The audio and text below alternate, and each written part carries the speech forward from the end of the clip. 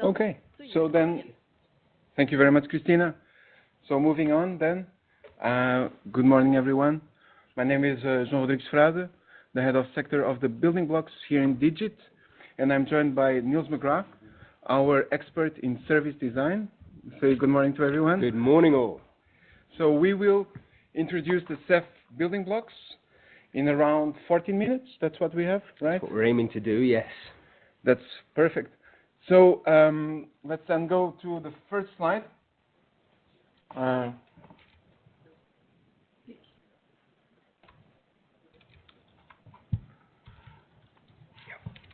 Yes. So what you can see on your screen is basically the principles of the Talent Declaration that was signed in October 2017 by all member states. And basically, the Talent Declaration is quite interesting because it links quite well to the idea of a smart city. So we argue that becoming a smart city is about respecting the principles that all member states adopted in the Talent Declaration, as I said 2 years ago. You might have already heard about the Talent Declaration, as it's a major driver of digital transformation in Europe. And the value proposition of the Talent Declaration is that, as Christine explained, there should be a human-centered digital transformation. When we look at all the principles, what we can say is that we are moving to digital services that are designed around the idea of human friendliness and also of doing this at cross-border level. So one of the main, I would say, principles is the idea of the once-only principle, which means that the citizen is not required to give its data over and over again to the public administrations, as the data should be shared to make the life of the citizen easier, even in cross-border use cases. Of course, in the future, we will be in a situation where everything will be digital by default, being in a city, being in a region, or at member state level. And the basis of all this is that all these services must be trusted. And there we have another regulation called the Yadus Regulation that, of course, ensures, I would say, the anchor for all these transactions to happen in an open and transparent way. And if we look at the idea of doing it cross-border, we're talking about, of course, interoperability by default, and this will be, of course, designed in a user-centric way. Now, our argument is that the building blocks respect these principles and are there to help cities becoming smart, meaning becoming aligned to these digital transformation principles, which are shown on your screen. So, what is the Talent vision? Is to support smart cities to deliver high-quality, user-centric digital public services for citizens and seamless cross-border public services for businesses. So we are providing the enablers to make this a reality. So by clicking on the next slide, we are really offering opportunities to connect public administrations so that they can cooperate cross-border and within a single member state. Of course, we want to make the life of citizens easier, and finally, that businesses can transact across borders. And as you can see there, we are really in a digital transformation that will make possible for more students to study abroad, for more SMEs to go abroad with their products and services in an easier fashion, and for public administrations to make the data available among them so that we are not blocked in our daily lives. And I believe that we can provide really value to the cities that are interested in making this a reality by offering to them what we call the CEF building blocks. And now we will explain to you what are the CEF building blocks. So the CEF building blocks at the core are just standards, meaning that if we aim at interoperability at EU level, we need all to respect certain standards, certain protocols, some smart ways of transact, some smart ways of cooperate, and some smart ways, of course, of enabling the life of citizens to be easier. So at the core, we are talking about standards, and this is the way that the digital market was created, so it will be the way that we will, of course, make cities smarter. The implementation of these standards, we call it building blocks, and we will provide now quite some detail about the different building blocks of CEF. And I will ask now Niels to go through the different building blocks in a very careful and gentle way, so that everyone understands what we have to offer. Carefully and gently, understood. Okay, so here are the 8 building blocks we have ready for you to use. Today we've kind of grouped them loosely into 3 different categories: the data economy, the E-Invoicing directive, and the Yadus enablers. So as Joao was saying, at the heart of each building block is a standard. And what we're trying to do by setting the standard is to make sure that systems can exchange data across borders. Now, to help teams implement these standards, the building blocks all offer a range of services to help you get started, and all the details of which are on our website. So if we take a quick look at each building block, the first 3 are focused on helping cities make the most of big data. The first one's big data test infrastructure. Now, this building block allows cities to set up a virtual environment where they can experiment with data sources, data sets, and different types of analytics software. And they can also receive advice from our team of data scientists. The idea here is to allow teams to pilot their projects before investing in setting up their own big data test infrastructure. So big data test infrastructure is our newest building block, and we're just kicking off a few projects at a European level, but we call out to smart cities who are interested in starting a big data test infrastructure pilot project to get in touch with us, and hopefully we'll have some great Connecting Europe success stories soon. Okay, moving on to the second building block. Now, this is the context broker, which you'll hear much more about a little later on, and even get a peek at a demo. But the context broker helps cities to collect and integrate data from multiple sources into their big data applications. The idea here is that if you can collect data from multiple sources, you can create a much richer picture of what's happening in a city in real time. At the moment, Barcelona are using it to integrate the data they receive from a large number of air quality sensors into their existing data platform, where they're combining that data with traffic data with a view to making kind of strategic decisions in order to improve air quality in the city. Onwards to the e-archiving building block. So this one helps data managers define how data is stored so it is platform independent. This makes data easier to preserve, access, and migrate between different generations of systems.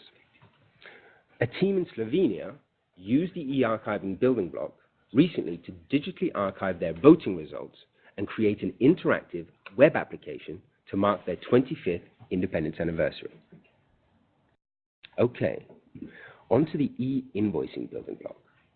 This one helps public authorities comply with the E-Invoicing directive, which defines the standards for electronic invoices, which is intended to make it easier and faster for companies and public administrations to do business across Europe. And we've got lots of great e-invoicing stories on the website. Okay, so the third group that we're looking at are the Yadus enablers. Now, for those that don't know, the Yadus Regulation is a European framework for electronic identification and e-signatures, and establishes that an electronic document should not be denied legal effect on the grounds that it is in electronic form. So the first one we have is e-delivery. And currently we have lots and lots of projects using the e-delivery building block, and they use it when they need to exchange official documents or sensitive information that's not suitable for email. Denmark's a great example. They set up a digital postbox where citizens and businesses receive messages from the authorities in a secure electronic mailbox. Okay, I realize we're moving through these quite swiftly, but on to EID. EID allows cities to identify and authenticate European citizens with their national EIDs. So we've got a great example in Holland of the towns of the municipalities, forgive me, of Voorschoten and Wassenaar, where 20% of their service requests are made from EU residents outside of the Netherlands. Now, by allowing other EU citizens to use their own EIDs to log into online services, they essentially decreased enormously the amount of administrative procedures and workload associated with obtaining a local EID. Finally, in the Yadus enablers, we have e-signature, my personal favorite. So e-signature essentially helps cities to sign and verify electronic signatures. A great example we have here is the European Council and the European Parliament, who joined forces to electronically sign the first regulation last year. And finally, e-translation. So e-translation offers an API that allows cities to offer their online services in any official language of the European Union. Croatia, Slovakia, and Slovenia have used e-translation to create a multilingual portal that opens up the tendering process to more suppliers. So you can read more about the stories I've mentioned on our website in our success stories section. And there's lots more information on the building blocks themselves. And if you're interested in asking us any questions, of course, you can put those in the chat, but you can also use the contact us function through the website. So this kind of concludes the quick run through of the 8 building blocks. Now back to Joao.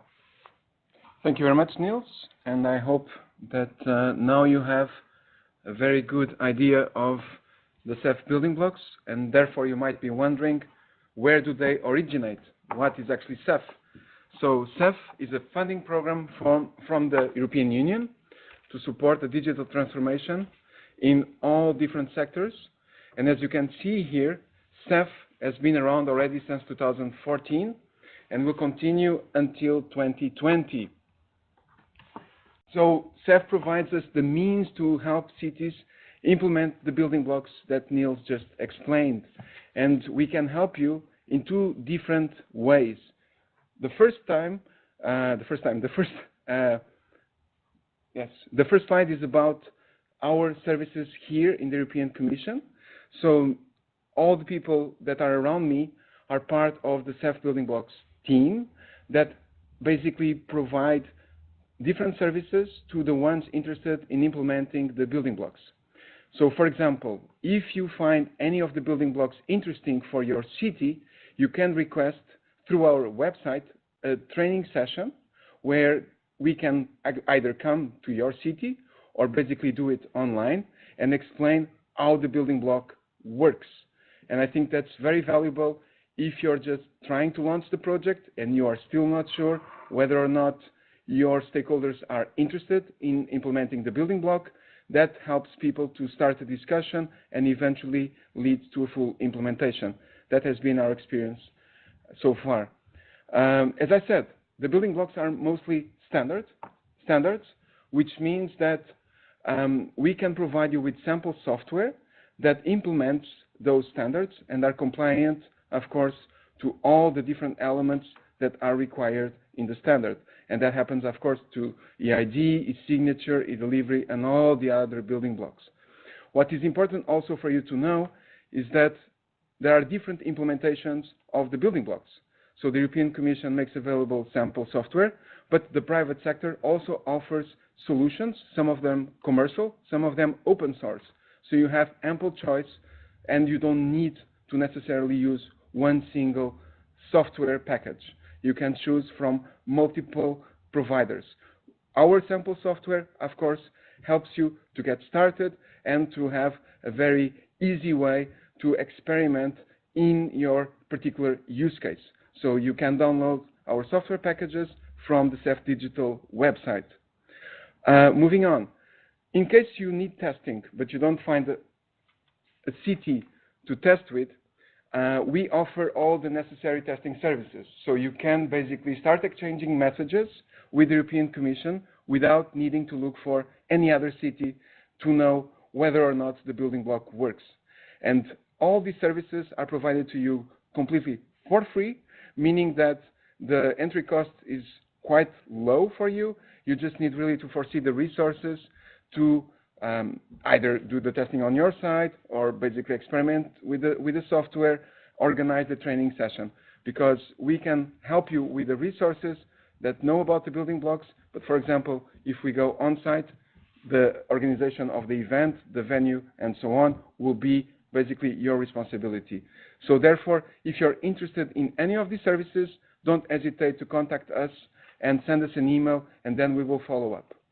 Another way of supporting you in implementing the building blocks is through grants, meaning that the Connecting Europe facility, this funding program, also has grants for cities, meaning that on the website of INEA, every year we publish a number of calls that, as you can see there, some of them are open right now, that you can apply to, and your project will be scored. So if you make it to the cut, your project can be co-financed by the European Union up to 70% of its cost. So the basic, let's say, process is that you look at the call online, you apply, meaning you explain what kind of project you would like to use the building block in, and your project will then be assessed by independent experts and will be scored. All projects, again, we are Connecting Europe, must have a cross-border aspect. This is fundamental.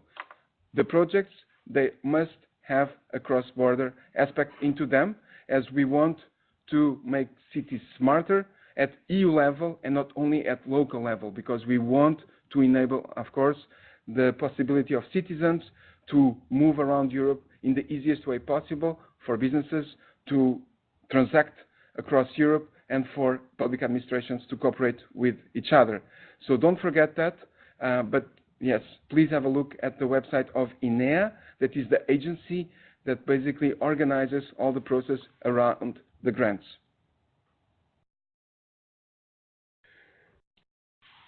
Now, you might be wondering, am I the first one to do this? Am I the first one to try out a building block? No, you are not alone. And as you can see, there are about 118 projects already using the building blocks.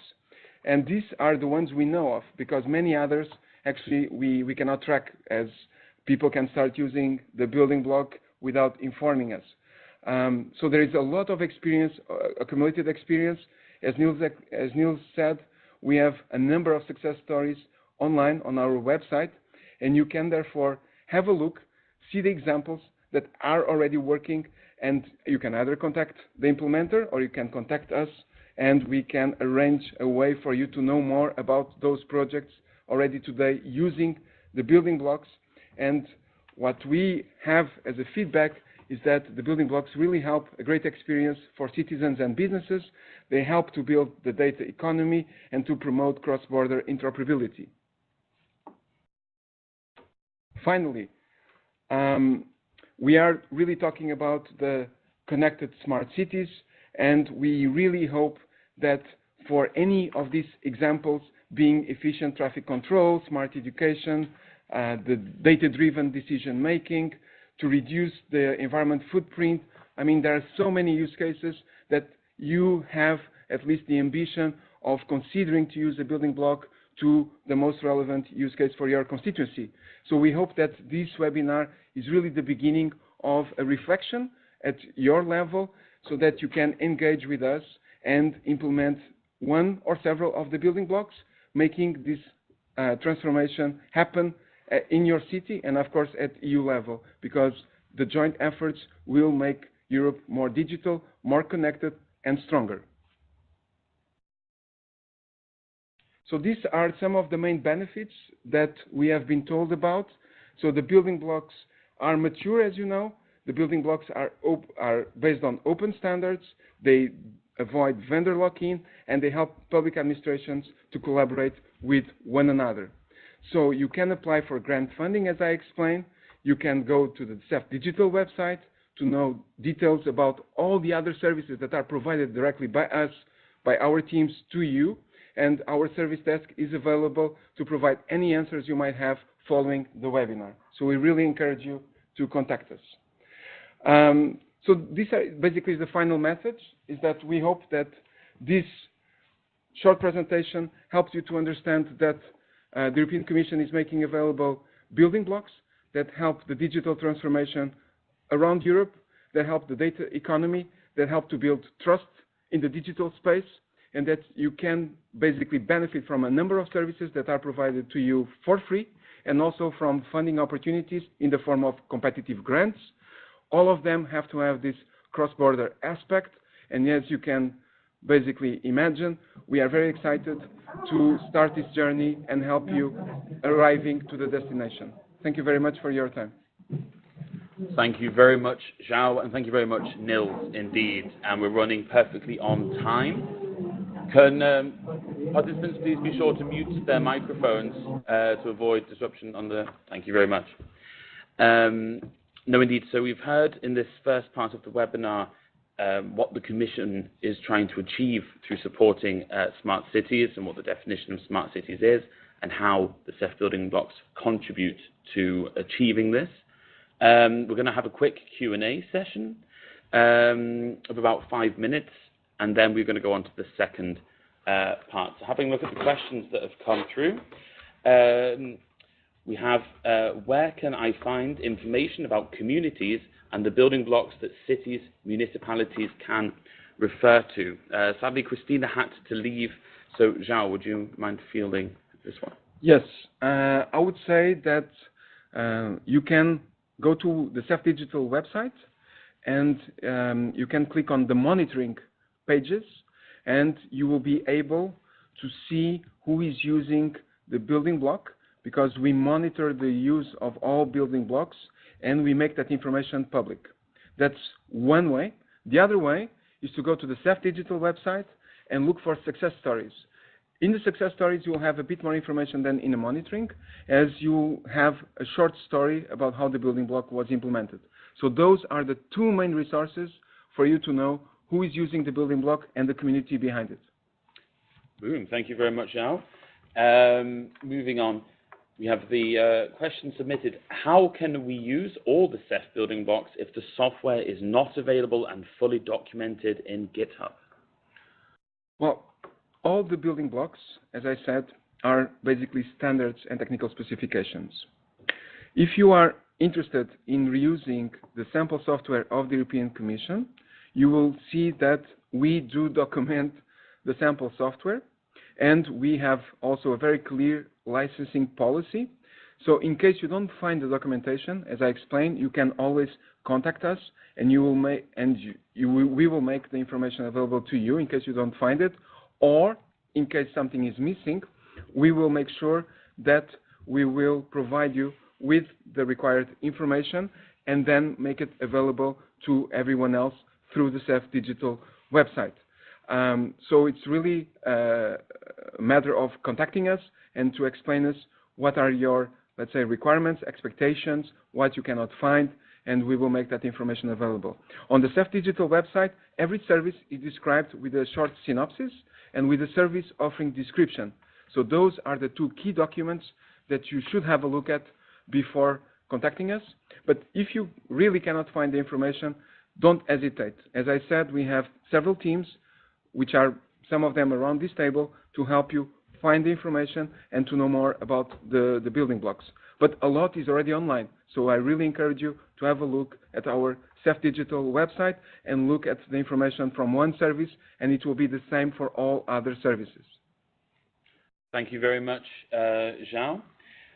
So we've had the question, if somebody wants to contribute a new building block, is there a process for it? That's a very good question. There was a process for it. As I said, the CEF funding program has been around since 2014. We have reached out to the member states and also to the colleagues here in the Commission to know if they were interested to contribute a new building block. That led to the inclusion of, as Nils explained, to the big data test infrastructure, to the context broker, to e-archiving. We really don't plan to add more building blocks to the current CEF program, but in case you have a great idea, yes, you can always reach out to us. And we, as you know, there is something on the table called the Digital Euro program, and as a follow-on to the CEF program, there might be possibilities to add it. So I would say contact us. The expectation is that it will not be included in the current program, but we would be thrilled to know your ideas on possible future building blocks. Thank you very much, Joao. I think we have time for one more. So will the European Commission be maintaining the CEF building blocks as viable open source projects with a transparent governance model? That's another excellent question, because we provide information on the website about the governance model that is behind all CEF building blocks. We have a common governance model that is inclusive and participatory, meaning that we really listen to the voice of the customer and we try to adapt the offering, so the services that we just spoke about, as the needs come to be known to us. So it's really important after this webinar, in case you're interested, to get in touch with us, and in case you have, let's say, a requirement that is not fulfilled, you can always tell us what you would expect to have, and then we will discuss it in our governance, and you can find more information about the governance model online on CEF Digital. Secondly, the building blocks will, of course, continue to be maintained by the European Union. Now, the shape and the exact details are still being prepared, as you can find information online about the future Digital Europe program. So more information will be available in the next month. But yes, this is an investment for the long term, as we really plan to build a solid digital single market, and cities are, of course, an important element for that construct. So yeah, in case you have follow-on questions, you can always reach out to us.